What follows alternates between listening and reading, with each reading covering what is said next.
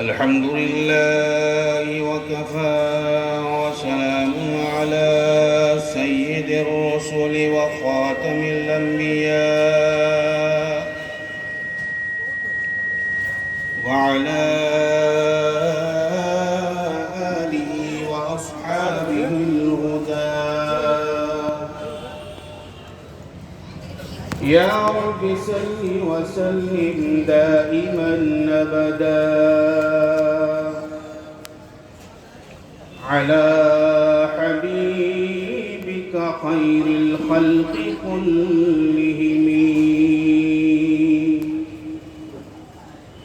قال الله تبارك وتعالى في القرآن الكريم: أعوذ بالله من الشيطان الرجيم. بسم الله الرحمن الرحيم. لا يستوي أصحاب النار وأصحاب الجنة.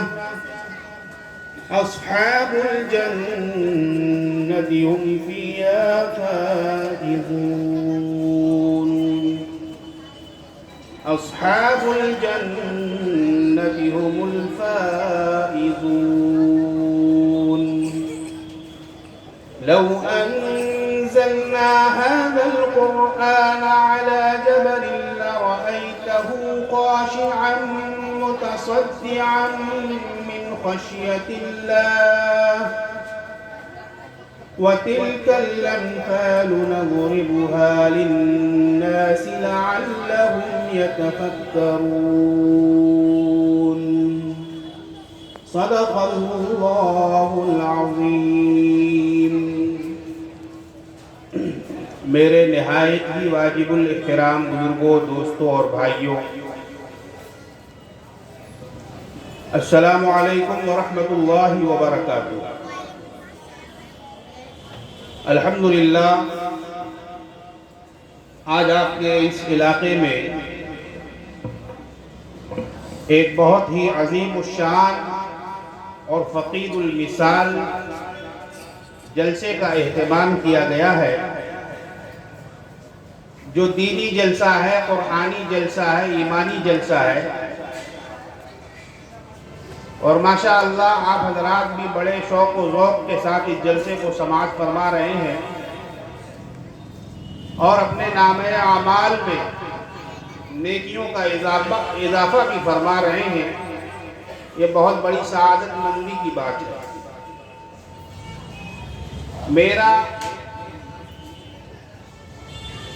آپ سے ملنا جلنا گاہے گاہے ہوتا ہی رہتا ہے۔ پنچایت مسجد میں بھی کئی دفعہ آپ حضرات نے دیکھا ہوگا۔ بہرحال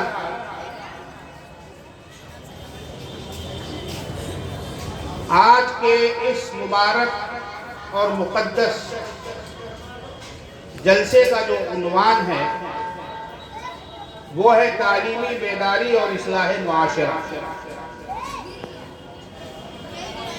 آج ہمارا معاشرہ جو اس قدر بگڑا ہوا ہے اور ہم لوگ اس قدر جو خراب پوزیشن میں پہنچ چکے ہیں، اس کی سب سے بڑی وجہ جو ہے وہ ہے علم کا نہ حاصل کرنا۔ علم کی کمی کی وجہ سے آج ہم دنیا میں مار کھا رہے ہیں۔ علم کی کمی کی وجہ سے آج در در کی ہمیں ٹھوکریں کھانی پڑ رہی ہیں۔ علم کی کمی کی وجہ سے آج جو چاہ رہا ہے ہم کو بے وقوف بنا رہا ہے۔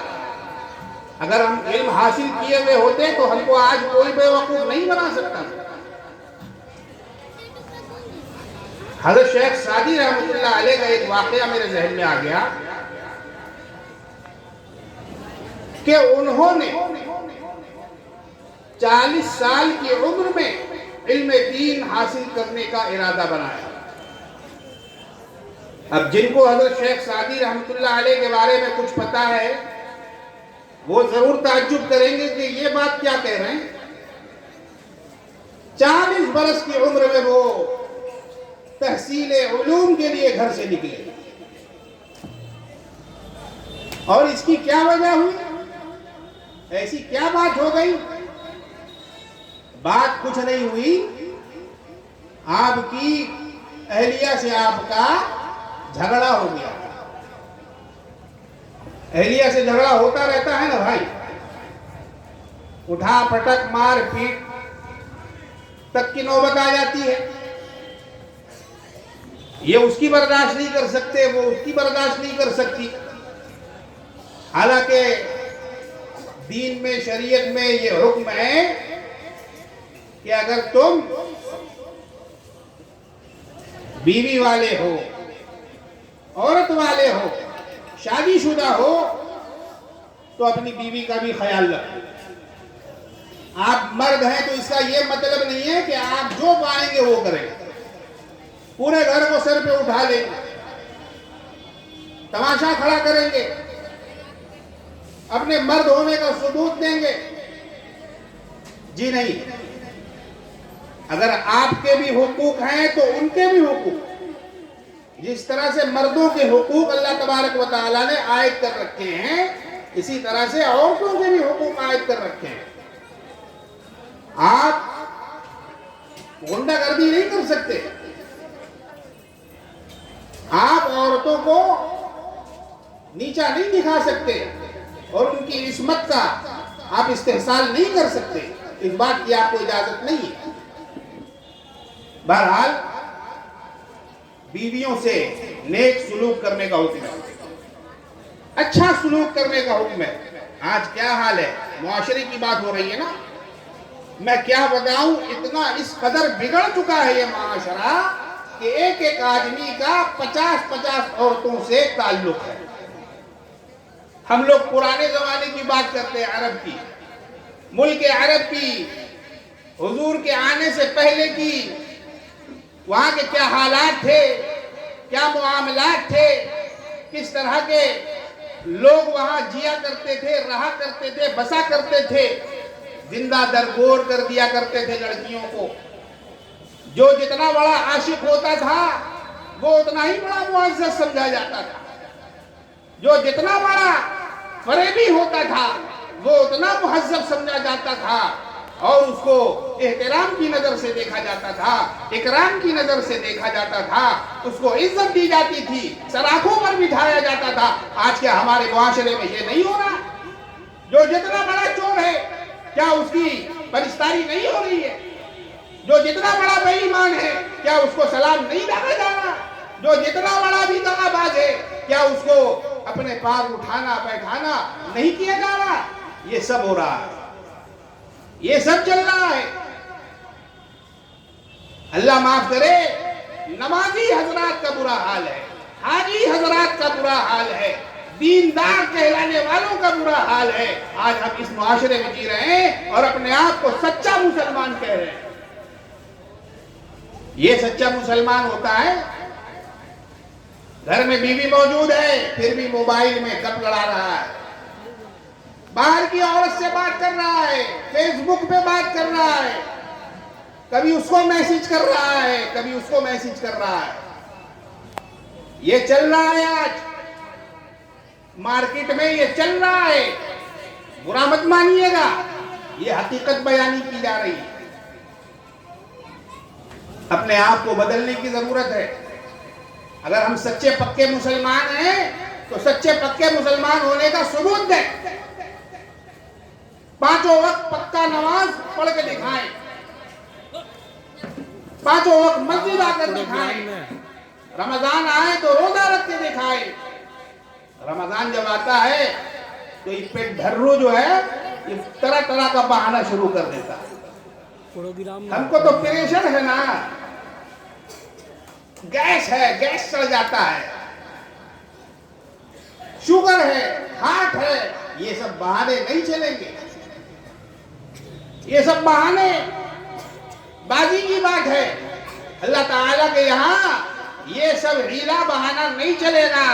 اگر آپ سچے پکے مومن ہیں، مسلمان ہیں، تو سچا پکا بننا پڑے گا، سچا پکا بننا پڑے گا۔ ایک صحابی کی انگلی مبارک میں سونے کی انگوٹھی تھی، سونے کی انگوٹھی تھی. حضور کی مجلس لگی ہوئی تھی، تمام صحابہ بیٹھے ہوئے تھے، حضور واز فرما رہے تھے. واز جب ختم ہوا، جب لوگ چلے گئے تو حضور کی نظر ان صحابی پر پڑی. دیکھا کہ آپ کی انگلی میں ایک سونے کی انگوٹھی ہے، سونے کی انگوٹھی ہے. حضور ناراض ہوئے اور فرمایا کہ اس انگوٹھی کو ابھی اتارو اور باہر جا کر پھینک دو. وہ صحابی سمجھ گئے کہ حضور کو ناگواری گزری، حضور کو یہ چیز پسند نہیں آئی، سونا پہننا پسند نہیں آیا. آج ہمارے مسلم معاشرے میں، مسلم گھرانوں میں جا کر دیکھیے کیا کیا پہن گئے ہیں، علم غلم، سونا چاندی اور دھات کے بنے ہوئے زیورات مسلمان لڑکے پہن رہے ہیں اور فیشن سمجھ رہے ہیں اس کو، اپ ٹو ڈیٹ بننا چاہتے ہیں. بھائی دین میں رہو گے، دین میں اگر چلو گے تو ہی تم اپ ٹو ڈیٹ کہلا سکتے ہو. مسلمان بن کے رہو گے تبھی اپ ڈیٹ کہلا سکتے ہو. قرآن پڑھنے والے رہو گے تبھی اپ ڈیٹ کہلا سکتے ہو. رسول کی بات ماننے والے رہو گے تبھی اپ ٹو ڈیٹ کہلا سکتے ہو. اگر اپنے لائن کو تم چھوڑ دو گے، نہ تم گھر کے رہو گے نہ گھاٹ کے رہو گے. قبر میں جاؤ گے الگ وہاں پٹائی ہوگی، میدان محشر میں الگ سوال جواب ہوگا، جہنم الگ تمہارا انتظار کر رہا ہوگا. یہ سب سامنے آ چکا ہوگا. اس لیے اپنے آپ کو بدلنے کی ضرورت ہے. آج ہمارے مسلم معاشرے میں یہ ہو رہا ہے. سونے کی چین پہن کے، سونے کی بھر بھر ہاتھوں میں انگوٹھی پہن کے، کوئی منع نہیں کرنے والا، کوئی بولنے والا نہیں. اچھا جو سونا نہیں پہنتا ہے اور چاندی وغیرہ نہیں پہنتا ہے تو وہ دھات کی پہنتا ہے، انگوٹھی موٹی موٹی، چین پہنتا ہے اس کی موٹی موٹی. کیا ہے یہ؟ ارے لوہا کا بنا ہوا ہے. اگر سونا نہیں ہے، چاندی نہیں ہے، لوہے کا بنا ہوا ہے، اور لوہے کا تو جہنم میں زیور پہنائیں گے اللہ تعالیٰ. یہ تو زیور ہے جہنم کا. جو لوہا تم اپنے گلے میں ڈال کرو، جو لوہا تم اپنی انگلیوں میں ڈال کرو، ان چیزوں سے پرہیز کرنے کی ضرورت ہے. سچے عاشق رسول بننے کی ضرورت ہے. کیا عرض کر رہا تھا؟ ان صحابی کو حضور نے فرمایا انگوٹھی نکال کے پھینکو. سونا پہننا جائز نہیں ہے. ایک مسلمان کو جب مجلس برخاست ہو گئی، لوگ چلے گئے، تو یہ صحابی گئے ایک کونے میں جا کر انگوٹھی پھینکنے کے لیے. چند صحابہ وہاں کھڑے ہوئے تھے.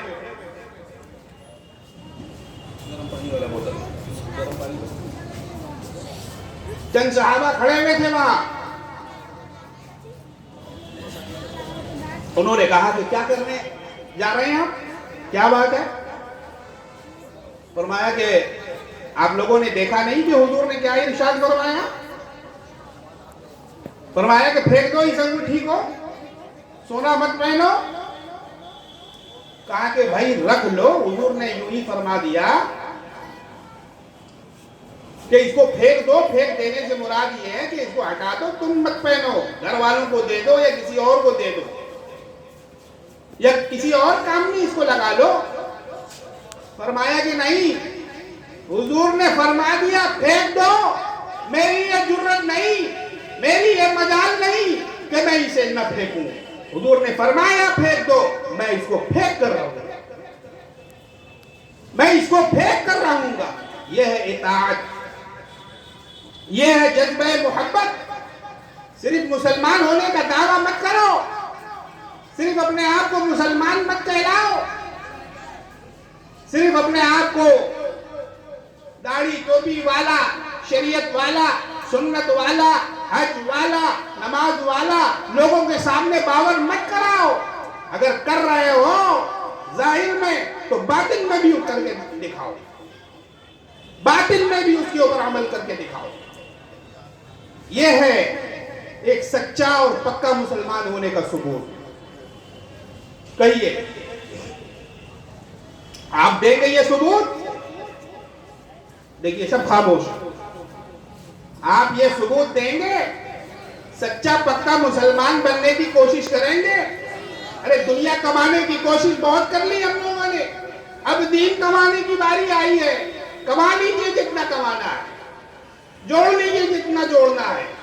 بہت ہو گئی فکر دکان کی، بہت ہو گئی فکر کارخانے کی، بہت ہو گئی فکر گھر والوں کی، اب دین کی بھی فکر کر لیجیے بھائی، قبر کی بھی فکر کر لیجیے۔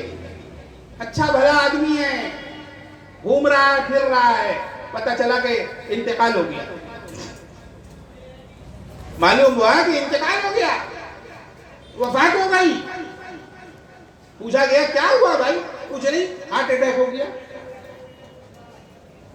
تو یہ سوچ کر مت رہیے کہ ابھی ہم جوان ہیں یا ابھی ہم بچے ہیں، میرے اوپر موت نہیں آ سکتی، ہم ابھی نہیں مر سکتے، ابھی ایک وقت متعین ہونے والا ہے، وہ ہوگا، وہ اللہ کو پتا ہے کب میرا انتقال ہوگا، ابھی تو ہم جیئیں گے، بڑھاپے میں موت آتی ہے۔ سب غلط، سب غلط، سب جھوٹ ہے، فریب ہے، دھوکہ ہے۔ اس دھوکے میں نہیں آنا، یہ شیطانی دھوکہ ہے۔ تو میں عرض یہ کر رہا تھا کہ حضرت شیخ سعدی 40 سال کی عمر میں علم حاصل کرنے کے لیے نکلے، اور وہ بھی کس بات پر؟ ان کی بیوی سے تو میں ہوئی ان کی۔ کسی بات پر جھگڑا ہو گیا، جس لکڑی کے چمچ سے آپ کھانا نوش فرما رہے تھے، اسی لکڑی کے چمچ سے ان کی بیوی نے آپ کو مارا۔